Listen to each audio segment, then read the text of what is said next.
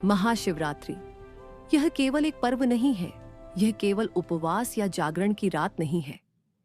यह वह पावन रात्रि है जब श्रद्धा, तप और धैर्य एक साथ परीक्षा देते हैं।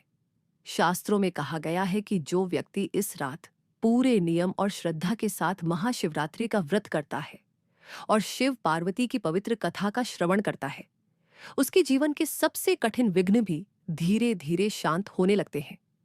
यह कथा है हिमालय की पुत्री देवी पार्वती की और भगवान शिव के साथ उनके दिव्य विवाह की। बहुत प्राचीन समय की बात है।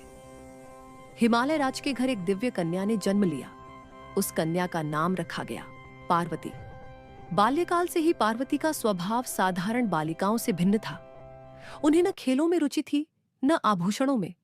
उनके हृदय में केवल एक ही नाम निरंतर गूंजता रहता था, महादेव। वास्तव में पार्वती अपने पूर्व जन्म की स्मृति के साथ इस धरती पर आई थी। पूर्व जन्म में वह सती थीं, जिन्होंने भगवान शिव को अपने पति के रूप में स्वीकार किया था। इस जन्म में भी पार्वती ने दृढ़ संकल्प कर लिया था कि वे केवल उसी को अपने पति रूप में स्वीकार करेंगी जो स्वयं पूर्ण है, भगवान शिव। पार्वती जानती थीं कि शिव को पाना सरल नहीं है। वे न राजमहलों से बंधे हैं, न वैभव से। वे वैरागी हैं, तपस्वी हैं और श्मशान में वास करने वाले हैं। फिर भी पार्वती ने कोई दूसरा मार्ग नहीं चुना। उन्होंने तप का मार्ग चुना। पार्वती ने वन में जाकर कठोर तप आरंभ किया। पहले उन्होंने फलाहार किया, फिर केवल पत्तों पर जीवन बिताया और अंत में जल तक का त्याग कर दिया। हिमालय की ठंडी हवाएं, तेज धूप, मूसलाधार वर्षा, कुछ भी उनके तप को डिगा नहीं सका। वर्षों तक उन्होंने एक ही भाव रखा, शिव। और जब महाशिवरात्रि की पावन रात्रि आई तो पार्वती ने पूरी रात जागकर मौन व्रत रखा और केवल शिव का स्मरण किया।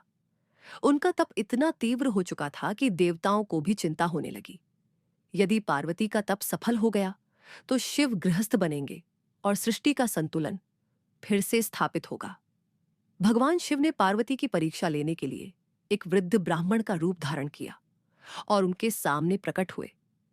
वृद्ध ब्राह्मण ने कहा, हे पुत्री, तुम उस शिव को क्यों चाहती हो जो भस्मधारी है, जो श्मशान में वास करता है, जिसके पास न धन है न वैभव? यह सुनकर पार्वती तनिक भी विचलित नहीं हुई। उन्होंने शांत स्वर में उत्तर दिया, जो संसार का त्याग कर सकता है वही संसार को संभाल सकता है। जो स्वयं पूर्ण है वही मुझे पूर्ण कर सकता है। मेरे लिए शिव से बढ़कर और कोई नहीं है। पार्वती के ये शब्द सुनते ही शिव का मौन टूट गया। उन्होंने अपना वास्तविक स्वरूप प्रकट किया। भगवान शिव ने कहा, पार्वती, तुम्हारा तप सफल हुआ। तुम्हारी श्रद्धा अडिग है, तुम्हारा प्रेम निष्कलंक है। महाशिवरात्रि की उसी पावन रात्रि पर भगवान शिव ने पार्वती को अपनी अर्धांगिनी के रूप में स्वीकार किया। देवता, आर्षि, गंधर्व सभी इस दिव्य विवाह के साक्षी बने। यह विवाह सामान्य विवाह नहीं था।